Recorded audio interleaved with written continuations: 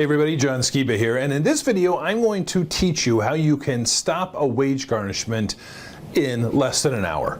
It actually might be a little bit more than an hour, but we can do it really quick. But if this is your first time here to my YouTube channel, please click subscribe. That way you'll be notified each and every week when I put out a new video that'll help you deal with your serious debt problem. All right, let's talk about wage garnishment. You know, there's few things out there that can cause as much chaos in your life as a wage garnishment.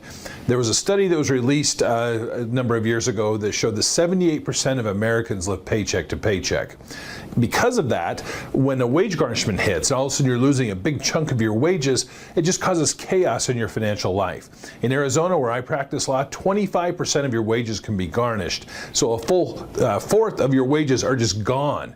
And so if you are just living paycheck to paycheck, all of a sudden house payments, rent, car payments, all that gets thrown into disarray because there simply isn't enough money to cover all of the bills.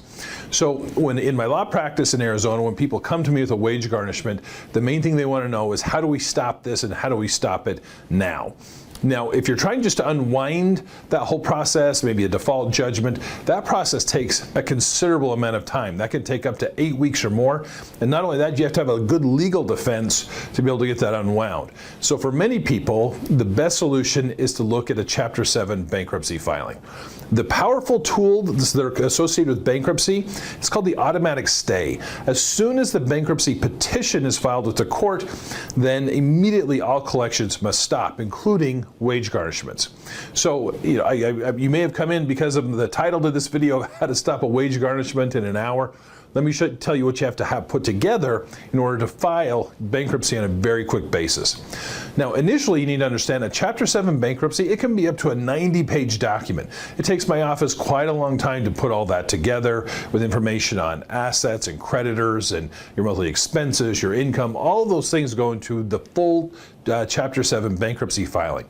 But the bankruptcy court allows you to file just the voluntary petition to get your case started, and then they give you some additional time later on to submit the rest of the documents. So the voluntary petition, it just has things like your name, your address, information about whether you filed for bankruptcy before, just basically, you know, social security number, that kind of thing. You can file that petition with the court and immediately the wage garnishment will stop. And then they give you 14 days to submit the rest of the documents.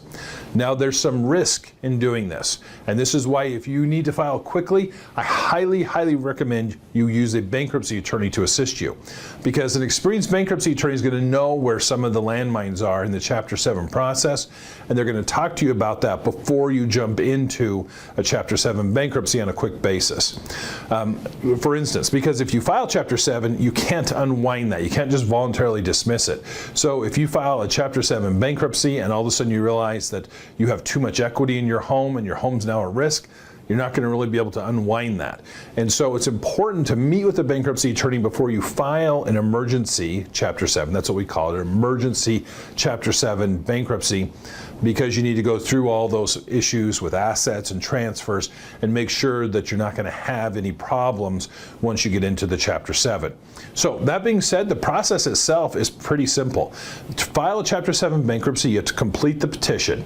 Like I said, the voluntary petition for a Chapter 7 bankruptcy contains relatively little information as far as your personal information on your name, your address, your social security number, an initial list of creditors that you can submit. One other quick thing that it does require you to do, you're required to take an online credit counseling class before you can actually file for bankruptcy. That online credit counseling class takes about an hour. It's an online video you have to watch.